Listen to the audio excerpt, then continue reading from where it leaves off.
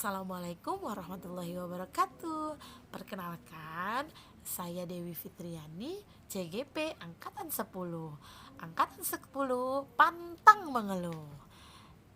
Baik Bapak Ibu, di sini saya akan memberi kesimpulan dan refleksi tentang modul 1.1 Filosofi Ki Hajar Dewantara.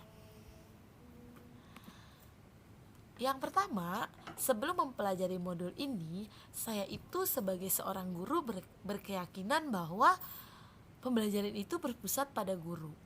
Selain saya sudah mengalami pembelajaran tersebut, saya juga sempat menerapkan pembelajaran tersebut. Karena ketika saya sekolah pun, guru-guru saya melakukan hal yang sama, sehingga merekalah menjadi sebuah role model untuk saya. Kemudian yang kedua, bahwa setiap pembelajaran itu harus selesai sesuai dengan KKM, kriteria ketuntasan minimal yang ditentukan oleh sekolah berdasarkan 3 aspek, intak, sintak, dan daya dukung.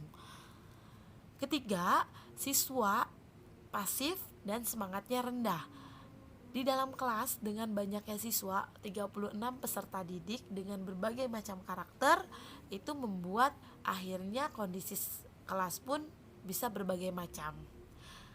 Ada siswa yang terlampau rajin, ada siswa yang terlampau malas, ada siswa yang sedang tengah-tengah.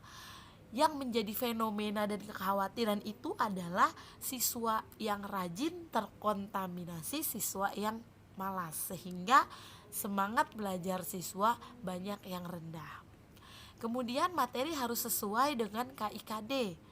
Nah, khususnya di kurikulum 2013 yang lampau, bahwa setiap mata pelajaran itu ada KIKD yang harus dituntaskan oleh setiap guru dalam mengajar. Nah, itu sehingga Bapak Ibu guru terpaku oleh KIKD tersebut. Yang terakhir, pembelajaran yang masih dominan ceramah. Ya, betul sekali bahwa kebanyakan Bapak Ibu guru itu masih melakukan pembelajaran yang dominan ceramah. Walaupun memang di mix and match dengan pembelajaran lain, tapi lebih cenderungnya banyak ceramah. Lalu apa yang berubah dari pemikiran atau perilaku saya setelah mempelajari modul ini?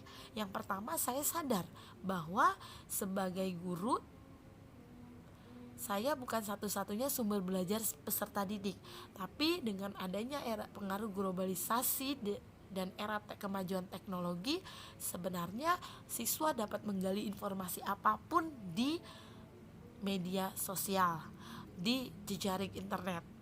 Nah, di mana guru bisa meluruskan apa yang telah digali oleh peserta didik.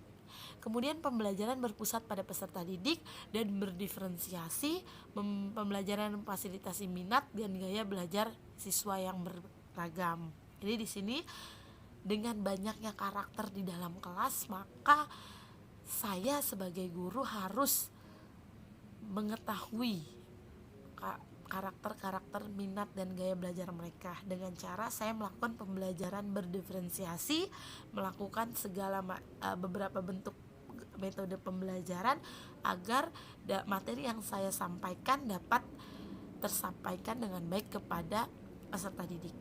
Kemudian guru yang memberikan pembelajaran yang menyenangkan kepada anak.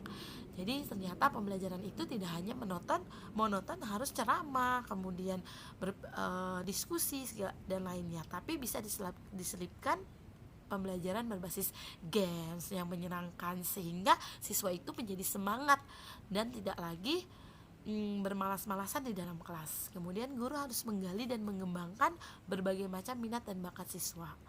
Nah, di sini dengan pembelajaran berdiferensiasi, saya sebagai guru berharap saya dapat mengetahui minat dan bakat siswa, walaupun memang tidak secara cepat mengetahuinya, dan mungkin juga saya bisa bekerja sama dengan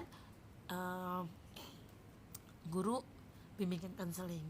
Kemudian guru juga harus mengikuti perkembangan zaman untuk saat ini sesuai dengan perkembangan teknologi. Nah, dengan adanya kodrat zaman, saya menyadari bahwa setiap zaman itu berubah. Maka saya harus mengajarkan peserta didik saya itu sesuai dengan perkembangan zamannya, sehingga mereka juga akan melek penggunaan teknologi.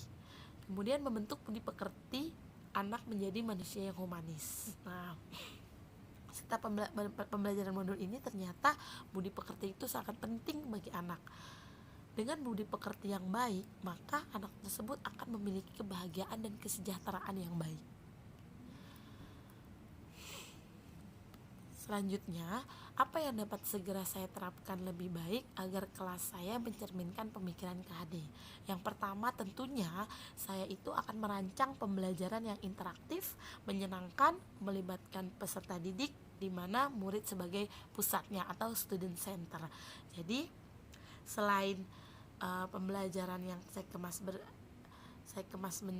di dalam kelas itu, saya kemas pembelajaran yang menyenangkan.